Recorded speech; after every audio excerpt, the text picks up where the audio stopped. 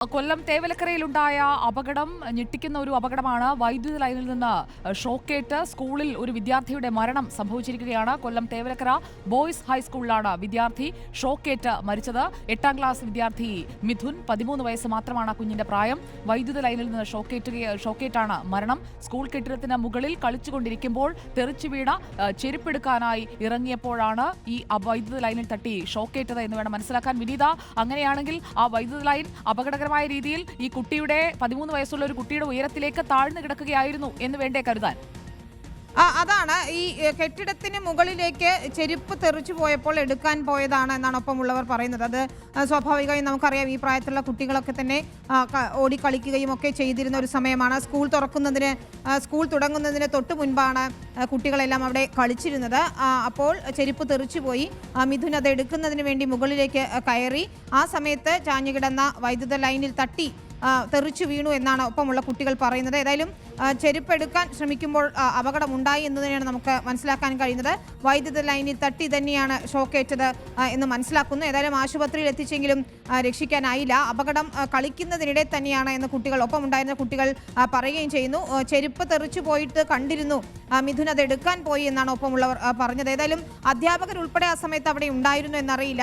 Class തുടങ്ങുന്നതിന് മുൻപ് കുട്ടികൾ ഒരു പക്ഷേ കളിച്ചതായിരിക്കാം. ആ സമയത്ത് അധ്യാപകരുടെ ശ്രദ്ധ ഉണ്ടായിരുന്നില്ല എന്ന് വേണം മനസ്സിലാക്കാൻ. കുട്ടി ഈ കെട്ടിടത്തിന് മുകളിലേക്ക് കയറിയത് അവർ അറിഞ്ഞിട്ടുമില്ല എന്നാണ് അറിയാൻ കഴിയുന്നത്. ഏതായാലും ദിലീപ് ദേവസ്യ കൂടി നമുക്ക് പോകണ്ട. വിനീത തുടരുക. ദിലീപ്, നമുക്ക് ആ സ്ഥലത്ത് നിന്ന് കിട്ടുന്ന കൂടുതൽ വിവരങ്ങൾ എന്താണ്? ഈ അപകടാവസ്ഥയിൽ വൈദ്യുതി ലൈൻ അവിടെ പൊട്ടി കിടക്കുന്നതോ അങ്ങനെ എന്തെങ്കിലും ആണോ? കാരണം വളരെ താഴത്തേക്ക് വന്നാൽ മാത്രമല്ലേ ഈ കുട്ടിക്ക് അതിൽ നിന്ന് ഷോക്ക് ഏൽക്കുകയുള്ളൂ.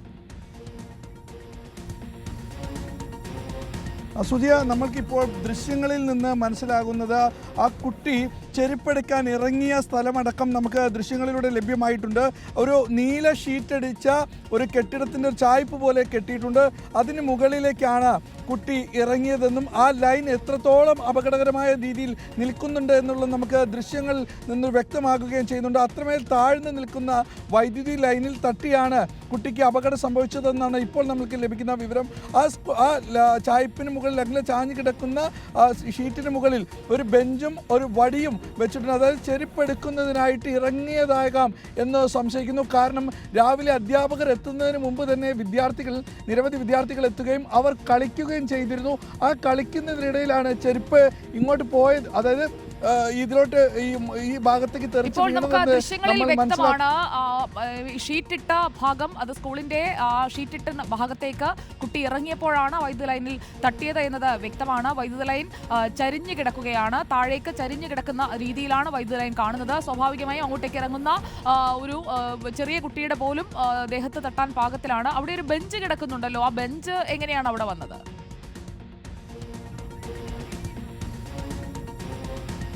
അക്കാര്യത്തിൽ ഒരു വ്യക്തത ഇതുവരേക്കും വന്നിട്ടില്ല. കാരണം ആ ബെഞ്ച് ഒരുപക്ഷെ വിദ്യാർത്ഥികൾ എടുക്കാൻ ഇറങ്ങിയതാകാമെന്ന് നമ്മൾ സംശയിക്കുകയും ചെയ്യുന്നു. നമ്മളിപ്പോൾ കണ്ട ബെഞ്ച് ഉണ്ട്.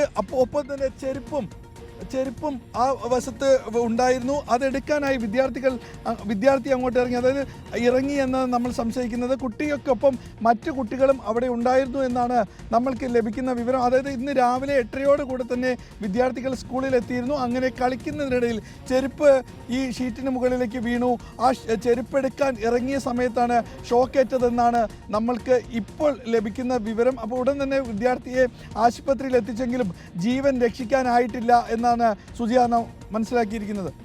തേവലക്കര ബോയ്സ് സ്കൂളിലെ 8ാം ക്ലാസ് വിദ്യാർത്ഥിയാണ് മിഥുൻ. മിഥുന്റെ ഒപ്പം മറ്റ് കുട്ടികൾ ഉണ്ടായിരുന്നോ? കളിച്ചുകൊണ്ടിരുന്ന മറ്റു കുട്ടികൾ ഉണ്ടായിരുന്നോ പുറത്തേക്ക് ഇറങ്ങുമ്പോൾ?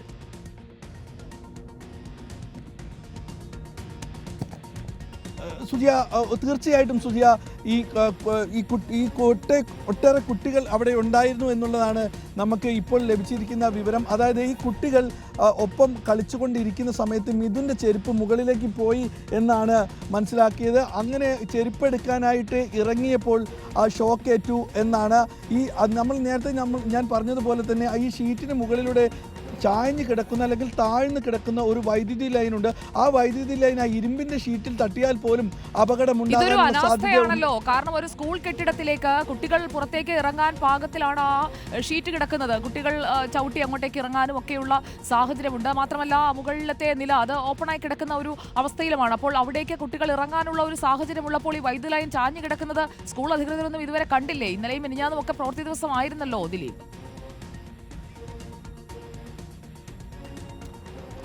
സുജിയ, ഇത് നേരത്തെ മുതൽ തന്നെ ഈ ലൈൻ ഇങ്ങനെ തൂങ്ങിക്കിടക്കുന്നത്, അപകടകരമായ രീതിയിൽ കിടക്കുന്നത് കണ്ടിരുന്നു. എന്നാൽ അതിന് കൃത്യമായിട്ടുള്ള ഒരു നടപടിയും ഉണ്ടായിട്ടില്ല എന്നുള്ളതാണ് നമുക്ക് മനസ്സിലാക്കാൻ സാധിക്കുന്നത്. അതായത് ഈ സ്കൂളിന് തുറക്കുന്നതിന് മുമ്പ് തന്നെ ഫിറ്റ്നസ് സർട്ടിഫിക്കറ്റ് അടക്കം കൊടുക്കുന്നവർ ഇതിനെ ഒന്നും പരിശോധിക്കാതെയാണോ നൽകിയത് എന്നുള്ളതാണ് ഇപ്പോൾ അവിടുന്ന് ഉയരുന്ന ചോദ്യം. അതായത് ഞാൻ നേരത്തെ പറഞ്ഞതുപോലെ തന്നെ സുജിയ, നമുക്ക് ആ ദൃശ്യങ്ങളിൽ വ്യക്തമാകാൻ ലൈൻ താഴ്ന്നു നിൽക്കുകയാണെങ്കിൽ ആ ഇരുമ്പിൻ്റെ ഷീറ്റിന് തട്ടിയാൽ പോലും ഷോക്കടിക്കുന്ന അവസ്ഥയിലേക്ക് കാര്യങ്ങൾ എത്തും. അങ്ങനെയാണെങ്കിൽ അത് മുകളിൽ നിന്നൊരു കുട്ടിക്ക് സ്പർശിച്ചാൽ പോലും ഷോക്കേൽക്കാനുള്ള സാധ്യതയുണ്ട്. അങ്ങനെ ഇരിക്കുന്ന ഈ സാഹചര്യത്തിൽ എങ്ങനെയാണ് ആ സ്കൂളിന് ഫിറ്റ്നസ് സർട്ടിഫിക്കറ്റ് അടക്കം നൽകിയതെന്നുള്ളതാണ് ചോദ്യമായി ഉയരുന്നത്. മാത്രമല്ല, ഇത്രയും കുട്ടികൾ പഠിക്കുന്ന ആ സ്കൂൾ ഹൈസ്കൂളാണ്, ആൺകുട്ടികളുള്ള സ്കൂളാണ്. നിരവധി കുട്ടികൾ കളിക്കുന്നതും മറ്റു കാര്യങ്ങളൊക്കെ, അതായത് പഠിക്കുന്നതോടൊപ്പം കളിയും ഇപ്പോൾ തന്നെ കുസൃതിയായ ആമ്പിള്ളേരൊക്കെയുള്ള ഇതാണ്. അങ്ങനെയാണ് ഈ കുട്ടി ഇതിൻ്റെ മുകളിലോട്ട് കയറിയത്, ഈ ഷീറ്റിന് മുകളിലേക്ക് കയറി അടക്കം ചെയ്ത് നമുക്ക് ആ ബെഞ്ച് കാണുമ്പോൾ മനസ്സിലാക്കാവുന്നത്. അതായത് എങ്ങനെയാണ് ചെരുപ്പെടുക്കാനാണോ അല്ലെങ്കിൽ പന്തെടുക്കാനാണോ എന്നുള്ളതൊന്നും തന്നെ ഇപ്പോൾ നമുക്ക് അവിടെ നിന്ന് വ്യക്തമായില്ല. കുട്ടികൾ അധ്യാപകരുമായിട്ടോ അല്ലെങ്കിൽ ആ സ്കൂളിൽ ഉണ്ടായിരുന്ന അധികൃതരുമായിട്ടോ ഒക്കെ ബന്ധപ്പെടാൻ കഴിയുന്ന ഒരു സാഹചര്യമുണ്ടോ? കാരണം ഒരു വിദ്യാർത്ഥിയുടെ മരണമാണ് അവിടെ സംഭവിച്ചിരിക്കുന്നത്. സ്കൂളിലേക്ക് പഠിക്കാനായി വീട്ടിൽ നിന്ന് വന്ന ഒരു കുഞ്ഞാണ് ഷോക്കേറ്റ് മരിച്ചത്. അതിൽ സ്കൂൾ കെട്ടിടത്തിലേക്ക് താഴ്ന്നു കിടക്കുന്ന ഒരു ഇലക്ട്രിക് കമ്പിയിൽ തട്ടിയാണ് ആ കുഞ്ഞിന് ഷോക്കേറ്റത്. അപ്പോൾ സ്കൂൾ അധികൃതർ ന്യായമായും ഇതിനൊക്കെ ഉത്തരം പറയേണ്ടതുണ്ടല്ലോ. ഈ അപകടത്തെക്കുറിച്ച് സ്കൂൾ അധികൃതർ വിശദീകരിക്കുന്നത് എന്താണ് ദിലീപ്? സുജിയ, നമ്മൾ ഈ സ്കൂൾ അധികൃതരുമായി സംസാരിക്കാൻ ഇതുവരെ സാധിച്ചില്ല. നമ്മൾ അവിടുത്തെ ഒരു പ്രാദേശിക ആളുമായി സംസാരിച്ചപ്പോൾ അധ്യാപകരെല്ലാവരും തന്നെ കുട്ടിയെയും കൊണ്ട് ആശുപത്രിയിലേക്ക് പോയതാണ്.